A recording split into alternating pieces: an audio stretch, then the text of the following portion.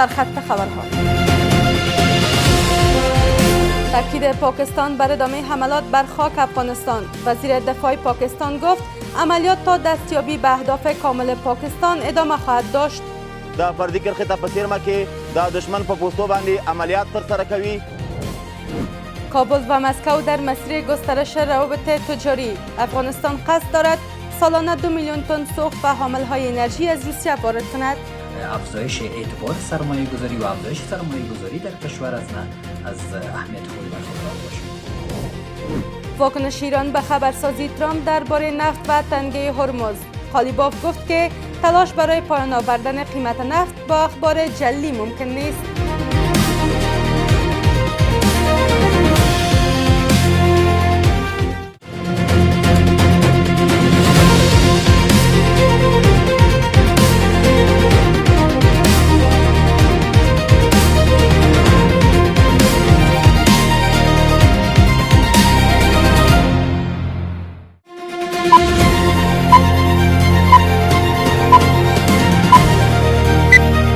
سلام و وقت شما بخیر. به مجموعه خبری این ساعت از میز خبر آفاق با من عایشه نیازی خوش آمدید. امروز شنبه 8 حمل 1405 هجری خورشیدی است که برابر میشد با 28 مارس 2026 میلادی. مشروع خبرها. پس از پایان آتش‌بس موقت، پاکستان حملات خود بر خاک افغانستان را سر گرفته است. خواجه محمد آصف وزیر دفاع این کشور گفت که عملیات علیه افغانستان تا دستیابی به اهداف کامل پاکستان ادامه خواهد داشت. وزارت دفاع امارت اسلامی بار دیگر اعلام کرد که در برابر هر گونه تهدید و حملات پاسخ قاطع خواهد داد. گزارش از نسترن امیری. پس از پایان آتش‌بس موقت میان کابل و اسلام آباد، مقام‌های پاکستانی بر تداوم عملیات در خاک افغانستان تاکید دارند. خواجه محمد آصف وزیر دفاع پاکستان در گفتگو با یکی از رسانه‌های این کشور اعلام کرد که عملیات نظامی جاری که نزدیک به 1 ماه از آن می‌گذرد به منظور پاسخ به تهدیدات امنیتی انجام شده و تجدید خواهد شد. و در عین حال تصریح کرد که نتایج نهایی این عملیات در بلند مدت هنوز روشن نیست. او همچنین به احتمال نقش‌آفرینی چین در روند میانجیگری اشاره کرد و از نفوذ قطر در این زمینه نیز سخن گفته است. برای تمام تقابل‌ها از طریق گفتمان راه حل پیدا میشه، مشروط بر اینکه حاکمیتی را که صحبت‌ها را مطرح بحث قرار میده در حکومتداری 2 اصل را داشته باشه: استقلالیت اقتصادی و استقلالیت سیاسی، که متاسفانه حاکمان پاکستان این هر دو موضوع را ندارند.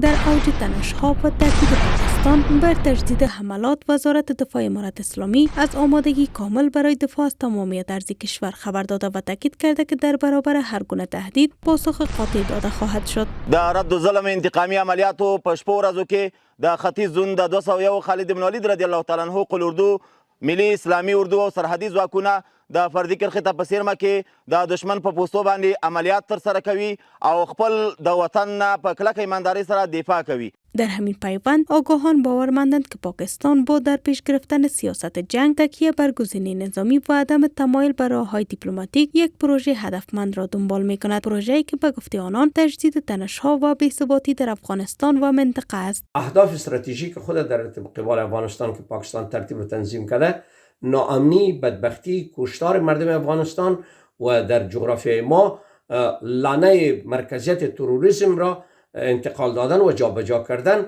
و از افغانستان آسیای میانه و منطقه را ناامن ساختن، این پروگرام استراتژی پاکستان است. خواجه آصف که یک شکل نمادین وزیر دفاع است، اما در حقیقت هیچ ارزش نزد باسم منیر نداره. همه کاری پاکستان دستگاه استخبارات و شخص یاسر منیر است که همه برنامه‌های سیاست خارجی و داخلی پاکستان عملی می‌کند. با وجود تاکید مکرر پاکستان بر ادامه تنش و بیمیلی نسبت به میانجیگری، امارت اسلامی بر راه حل‌های دیپلماتیک پافشاری کرده است. این تفاوت رویکرد نشان می‌دهد که یک طرف به گزینه نظامی متکی است و طرف دیگر تلاش می‌کند مسیر گفتگو را باز نگه دارد، مسیری که با تقویت آن می‌توان از گسترش بحران جلوگیری کرد.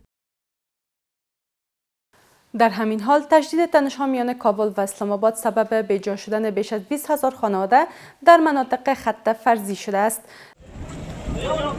تشدید تنش‌آمیان کابل و اسلام آباد سبب بیجا شدن بیش از 20479 خانواده در مناطق خط فرضی شده است. سخنگوی وزارت مهاجران و عودت کنندگان میگوید که در چند روز پسین به 8096 خانواده بیجا شده به ارزش 101,610,000 افغانی کمک شده است. از سوی هم رئیس عمومی اداره ملی آمادگی مبارزه با حوادث نیز میگوید که این اداره بر کمک رسانی به خانواده‌هایی که بیجا شده‌اند ادامه خواهند داد. د هیواد په یو شمیر فرضي کرښې ته څیرمه ولایتونو کې 21,409 کورنۍ بې ځایه شوي. د افغانستان اسلامي امارت لخوا د دغو کورنیو د اړتیاو او ضرورتونو په اړه سروې جریان لري چې د تیرو څو ورځو په جریان کې له 8,096 کورنیو سره د مهاجرینو چارو وزارت افغاني سترې میاشتې او ځینو نورو همکارو مؤسساتو په همکارۍ د 101 میلیونه او 610 افغانیو په ارزښت نغدي او د خوراکي او غیر خوراکي توکو مرستې شوي دي. بیا فیصله پر دې وسوله چې دغه خلک چې بې ځایه سوي د خپلو کورونو څخه د دې سره تر خپل توان او وسر پوره کومکونه وشي، که د مؤسسو د لارې که زموږ د لارې، نو بیا مو فیصله پر دې وکړه چې د مشرقي ولایتونو د حوادثو ادارې ته وسپارله. پس از آغاز تنش‌آمیان افغانستان و پاکستان، روند اخراج مهاجران افغان از پاکستان شدت گرفته است. مهاجران تازه بازگشته به کشور از آزار و اذیت پلیس پاکستان روایت‌هایی دارند. آنان میگویند که پلیس پاکستان با آنان بدرفتاری کرده و در برخی موارد باجگیری میکنند. نور مهاجرو سره دا ظلمونه کول کبرخانه کې ناس ور راجګ کړل، 60,000 ونه واخله، 10,000 روپۍ ونه واخله، برته راخوسي کول. مونږ پنجاب کې ونیولو چکوال کې او پیسې هم رانه واخیستلې 30,000 روپۍ.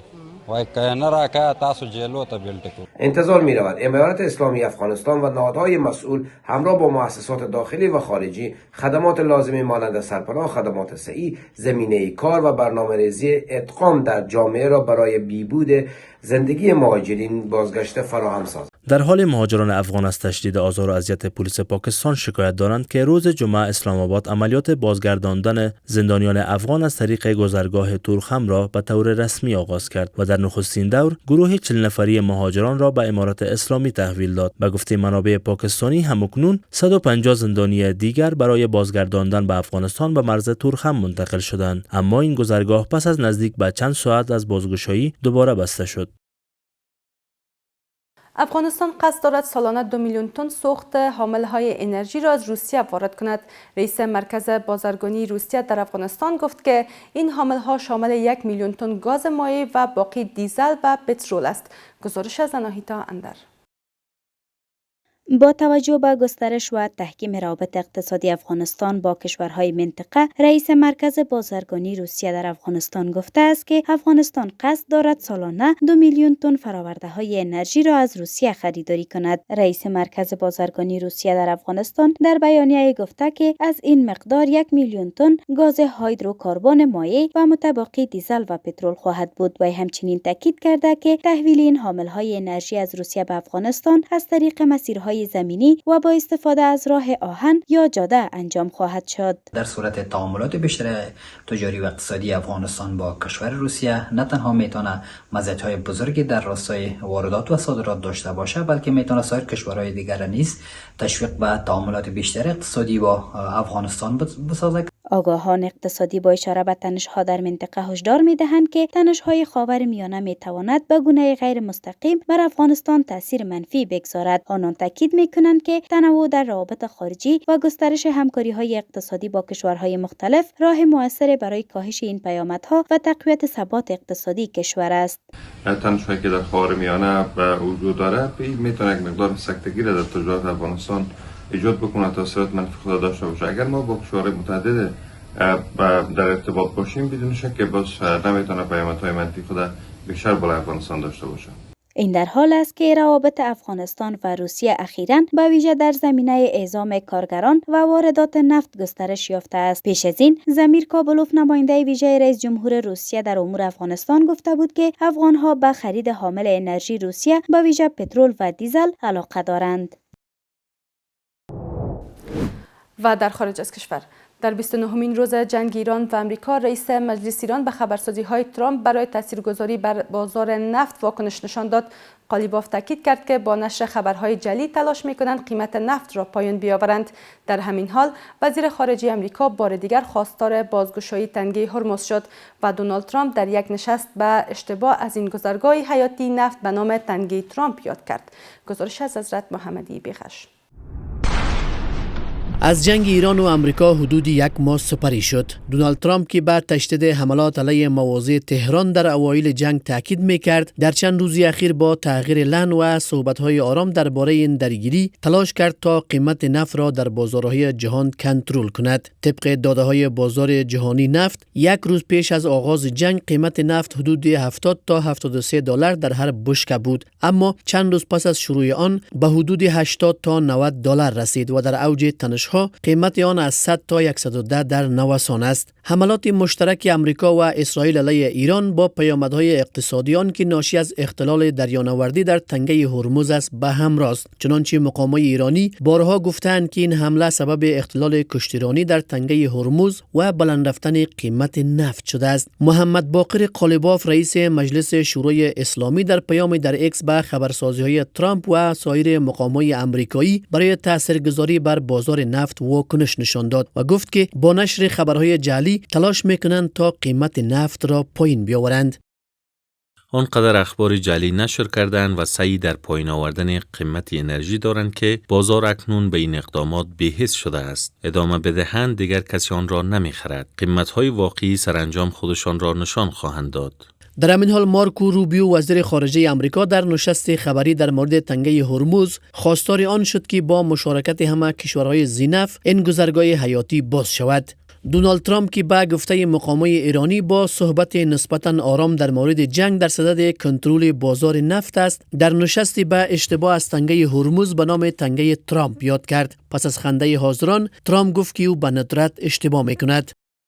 آنها باید تنگه ترامپ را باز کنند. منظورم این است که تنگه هرمز را باز کنند. ممکن است رسانه‌های خبری جعلی این را اشتباه لفظی بخوانند و من به ندرت اشتباه میکنم. در حال امریکا خواستار بازگشایی تنگه هرمز است که اسرائیل روز جمعه چندین تأسیسات هسته‌ای ایران از جمله یک مرکز مرتبط با یورانیم و یک راکتور آب سنگین در بخش مرکزی این کشور را هدف قرار داد. اسرائیل همچنان 2 کارخانه فولاد در اصفهان را نیز هدف حمله قرار داده است. رسانه‌های دولتی ایران گفتند که در یکی از این حملات دست کم 1 نفر جان باخته و 15 نفر دیگر زخمی شدند. این حملات چند ساعت پس از آن انجام شد که دونالد ترامپ گفته بود در صورتی که ایران تنگه هرمز را دوباره باز کند، نیروهای آمریکایی حمله به تأسیسات انرژی این کشور را به تعویق خواهند انداخت. عباس عراقچی، وزیر خارجه ایران، حملات اسرائیل به تأسیسات هسته‌ای این کشور را به شدت محکوم کرده و هشدار داده که این اقدام‌ها بهای سنگینی در پی خواهد داشت.